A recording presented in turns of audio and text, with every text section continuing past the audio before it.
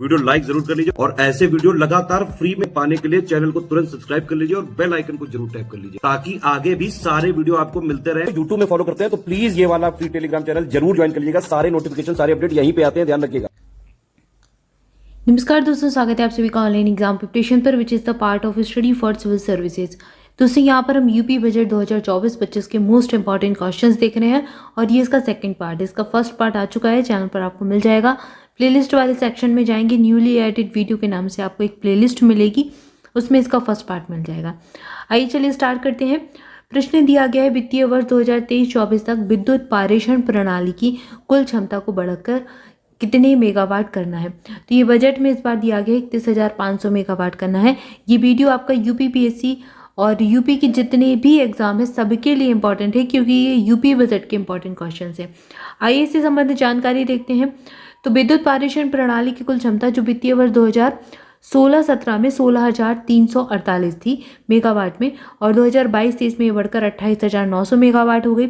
अब इस लक्ष्य को 2023-24 के लिए बढ़ाकर 31,500 मेगावाट कर रहे हैं। ठीक है, तो ये इससे संबंधित कुछ जानकारी हो गई। अगला प्रश्न देखते हैं, ईज ऑफ डूइंग बिजनेस की रैंकिंग में उत्तर प्रदेश की क्या रैंक है। बहुत महत्वपूर्ण प्रश्न है, ये इंपॉर्टेंट क्वेश्चन है। तो ईज ऑफ डूइंग बिजनेस में यूपी की जो रैंक है ये है सेकंड, यानी कि ऑप्शन ही सही उत्तर हो जाएगा। ईज ऑफ डूइंग रैंकिंग में यूपी 14वें स्थान पर आया है, 14th नंबर पर है और मतलब 14वें स्थान से दूसरे स्थान पर आ गया है। पहले 14वें स्थान पर था, अब दूसरे स्थान पर आ गया है। तो ये याद रखना है, ऑप्शन ए सही उत्तर यहाँ पर हो जाएगा। अगला प्रश्न देखिए, उत्तर प्रदेश बजट 2024-25 के हिसाब से कौन सा कथन सही है। 2025 में राज्य में 1.10 करोड़ लोगों को रोजगार मिला है, तो बिल्कुल सही दिया गया है। लगभग 1.10 करोड़ लोगों को रोजगार मिला है, मिलेगा 2025 में। ये इसमें बजट में ऐसा कहा गया है। राज्य सरकार ने निराश्रित महिला पेंशन को 500 रुपये से बढ़ाकर 1,000 कर दिया और रुपये प्रति माह कर दिया है और इससे 30 लाख महिलाओं को लाभ मिलेगा। सरकार ने स्वास्थ्य के लिए लगभग 1,000 करोड़ रुपए आवंटित किए हैं। राज्य ने कृषि विकास दर का लक्ष्य 5.1% निर्धारित किया है। अब एक ही में आपको दो कथन यहाँ मिल गए, तो इसका जो उत्तर सही है बताना है कि कौन सा कथन सही है। तो ये तीनों ही कथन सही दिए गए हैं, तो उपयुक्त सही वाला हम चुन लेंगे, ऑप्शन डी सही उत्तर हो जाएगा। इसके बाद अगला प्रश्न है, उत्तर प्रदेश बजट 2024-25 के हिसाब से कौन सा सही है। पहला कथन दिया गया है, लिंक एक्सप्रेस वे के लिए 500 करोड़ रुपए आवंटित किए गए। दूसरा कथन दिया गया है, आगरा मेट्रो के लिए 346 करोड़ रुपए आवंटित किए गए। अटल औद्योगिक अवसंरचना मिशन के लिए 400 करोड़ रुपए का आवंटन हुआ है और सौर ऊर्जा के लिए 22,000 मेगावाट का लक्ष्य निर्धारित हुआ है। तो यहाँ पर भी सारे कथन ही सही है। अब ऐसे मत सोचिएगा कि आप तो सारे कथन सही कर दिए, बहुत ही ईजी बनाया है। तो हमारा उद्देश्य होता है आप तक इन्फॉर्मेशन ज़्यादा से ज़्यादा पहुँच जाए, आप तक ज़्यादा से ज़्यादा नॉलेज पहुँच जाए, फैक्ट आपको ज़्यादा से ज़्यादा याद हो जाए और आपका काफ़ी सारा जो कंटेंट है वो कवर हो जाए। तो इस हिसाब से ये क्वेश्चंस बनाए गए हैं। तो यहाँ पर ये चारों ही कथन सही दिए गए हैं। अब इनको थोड़ा सा देख लीजिए कि किस सेक्टर में कितने रुपए का या फिर कितने का लक्ष्य रखा गया है, ये चीज़ देख लीजिए। अब यही वही सारी चीज़ यहाँ पर दी गई है। अच्छा, इसमें कुछ चीज़ें और भी ऐड हैं, जैसे कि पीएम आवास योजना के लिए 3,948 करोड़ रुपए का आवंटन हुआ है। पीएम ग्राम सड़क योजना के लिए 3,668 करोड़ रुपए का आवंटन किया गया है। वाराणसी में नए मेडिकल कॉलेज के लिए 400 करोड़ रुपए का आवंटन हुआ है और राष्ट्रीय ग्रामीण स्वास्थ्य मिशन के लिए 7,350 करोड़ रुपए आवंटित किए गए। ये सारी महत्वपूर्ण योजनाएं हैं जो सरकार की चलती है, इसलिए इनको थोड़ा ध्यान दीजिए। उत्तर प्रदेश बजट 2024-25 के अनुसार उत्तर प्रदेश सरकार ने अब तक लगभग कितने व्यक्तियों को गरीबी रेखा से बाहर निकालने में सफल रही है। तो यहाँ पर 4 करोड़, 5 करोड़, 6 करोड़, 7 करोड़ ऑप्शन दिया गया है। तो 2024-25 के हिसाब से 6 करोड़ लोगों को जो गरीबी रेखा से बाहर निकालने में सफल रही है सरकार रहेगी, मतलब ये लक्ष्य रखा गया। ऑप्शन सी सही उत्तर यहाँ पर हो जाएगा। वित्त मंत्री ने कहा कि हमारी सरकार लगभग 6 करोड़ गरीब व्यक्तियों को गरीबी रेखा से बाहर निकालने में सफल रही है। आज उत्तर प्रदेश में बेरोजगारी की दर केवल 2.4% रह गई है, जो कि 16-17 में 19.2% थी। तो ऐसा इसमें कहा गया है 2024-25 के जो आपका बजट आया है उसमें। इसके बाद अगला प्रश्न दिया गया है, उत्तर प्रदेश की महिला श्रम शक्ति भागीदारी कितनी है? 17.9%, 14.2%, 32.1% या फिर कितनी है 22%। तो जो भागीदारी है वो है 32.1%। आइए इससे संबंधित जानकारी देखते हैं। तो उत्तर प्रदेश में 2017-18 में 14.2% थी, जो कि 2022-23 में कितनी हो गई 32.10% महिलाओं को काम मिला। और 6 सालों में महिला श्रम शक्ति में 17.9% की बढ़ोतरी हुई है। अब ये बढ़ोतरी थोड़ा सा ध्यान दें कि 17.9% की यहाँ पर वृद्धि हुई है। योगी सरकार की कुशल निगरानी और इच्छा शक्ति के परिणाम स्वरूप महज 6 वर्ष में महिला श्रम बल की भागीदारी इतने प्रतिशत बढ़ गई है, 17.9% बढ़ गई है, जो कि 17-18 में कितनी थी महज 14.2% थी। 2022-23 में बढ़कर ये 32.10% हो गई। तो 14.2 से 17.9 बढ़ा दी तो कितनी हो गई 32.10 हो गई। अगला प्रश्न दिया गया है, अगला प्रश्न देखते हैं। अब यहाँ पर ये कुछ वही सारा आपको बजट के ही कुछ दिए गए हैं हाईलाइट्स। अगला प्रश्न है, उत्तर प्रदेश बजट 2024-25 ने सबसे ज़्यादा आवंटन किस विभाग को किया है? तो सबसे ज़्यादा पैसा किस पे खर्च करेंगे? पुलिस विभाग पर, ऊर्जा विभाग पर, लोक निर्माण विभाग पर। तो इनमें से कोई भी सही नहीं है, क्योंकि सबसे ज़्यादा शिक्षा विभाग पर खर्च करने वाली है सरकार।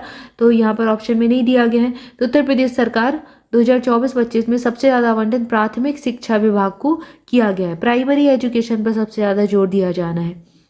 अगला प्रश्न दिया गया है, उत्तर प्रदेश बजट 2024-25 ने सबसे ज़्यादा आवंटन किस योजना को किया है? अब यहाँ पर योजना के बारे में पूछा गया है। सर्व शिक्षा अभियान, मनरेगा, जल जीवन मिशन या फिर उपयुक्त में से कोई नहीं। सही उत्तर हो जाएगा जल जीवन मिशन। तो योजना के बारे में पूछे तो जल जीवन मिशन हो जाएगा। इसके बाद यही कुछ हाईलाइट्स इसके दिए गए हैं। अगला प्रश्न देखिए, अगला प्रश्न दिया गया, उत्तर प्रदेश बजट 2024-25 पिछले बजट से कितना प्रतिशत ज़्यादा है? तो ये 6.7% ज़्यादा था। ऑप्शन बी सही उत्तर हो जाएगा।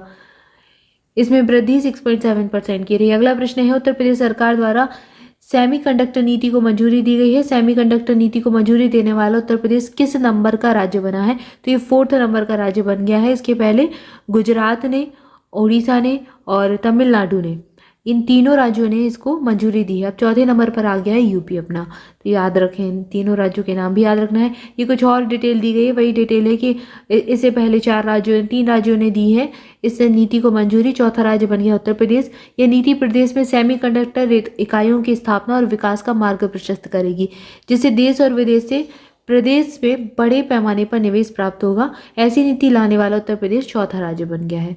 तो इस चीज़ को याद रखिए, इंपॉर्टेंट ये प्रश्न बन सकता है, एग्जाम में पूछ सकते हैं। तो यहाँ पर हमने कुछ मोस्ट इंपॉर्टेंट क्वेश्चंस देख लिए, यूपी बजट से संबंधित थे। कुछ यहाँ पर आपको बीच बीच में पिक्स मिली है, जैसे कि यहाँ पर आपको बताया गया है प्राथमिकता वाले प्रमुख क्षेत्र आर्थिक में कौन कौन से हैं। तो उच्च विकास को बढ़ावा देने वाली आर्थिक परियोजनाओं के लिए बजट आवंटन 2024-25 का सबसे ज़्यादा किया गया। जेवर भी एशिया का सबसे बड़ा हवाई अड्डा, इसके लिए किया गया है। फिर एक्सप्रेस वे एनएच के साथ औद्योगिक नोड्स की कनेक्टिविटी होगी लखनऊ आगरा पूर्वांचल के लिए 500 करोड़ रुपए।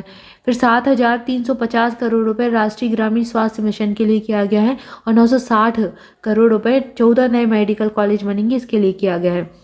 इसके बाद उद्यम के बारे में जानिए कि इसके अंतर्गत पंजीकृत कुछ है एमएसएमई, इनकी संख्या उद्यम में 22 लाख से अधिक एमएसएमई का पंजीकरण सुगम प्रक्रिया का परिचायक है। फिर यहाँ पर दिया गया निर्यात तत्परता सूचकांक में, तो 11वें नंबर पे थे 2019 में, हम 2022 में 7वें नंबर पर हो गए, तो सुधार हुआ है। और लेट्स सूचकांक LEADS सूचकांक 2019 में 13वें नंबर पर थे, 2022 में 6वें नंबर पर आ गए हैं।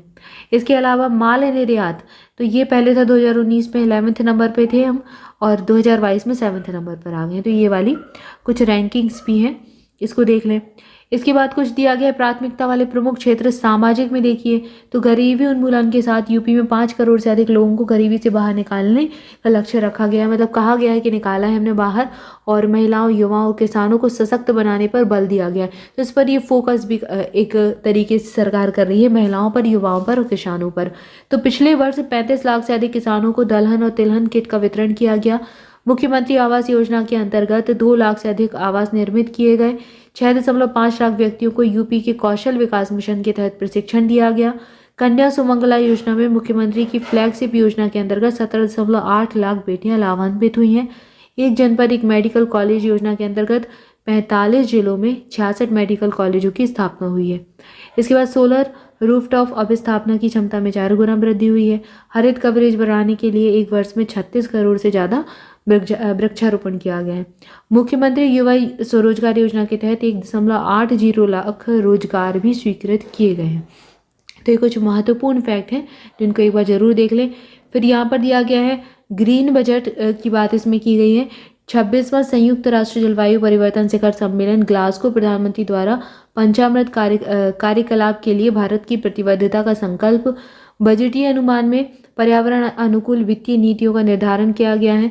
ठीक है, तो नीतियां बनाई जाएंगी, उनका सुनिश्चितीकरण किया जाएगा। तो ये सारा पर्यावरण पर ध्यान देना है कुल मिलाकर। अब पथ प्रवर्तक कदम कुछ क्या रहेंगे, तो सौर ऊर्जा नीति 2022, राज्य जैव ऊर्जा नीति 2022, इलेक्ट्रिक वाहन विनिर्माण और गतिशीलता नीति 2022, जैव विविधता को प्रोत्साहन किया जाएगा, नमामि गंगे पहल चल रही है, ग्रीन एनर्जी कॉरिडोर चल रहा है। ठीक है, तो ये सारी चीज़ें हैं जिन पर सरकार फोकस करने वाली है।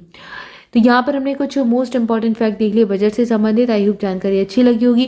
वीडियो अच्छा लगा है तो जल्दी से लाइक कर दें, चैनल को सब्सक्राइब जरूर कर लें, दोस्तों के साथ भी शेयर करें। इसके अलावा स्टडी फॉर सिविल सर्विसेज के पेड बैचेस से जुड़ना चाहते हैं तो डिस्क्रिप्शन में दी गई डिटेल को फॉलो कर सकते हैं। कॉन्टैक्ट नंबर दिए गए हैं, कॉल करके इन्फॉर्मेशन ले सकते हैं।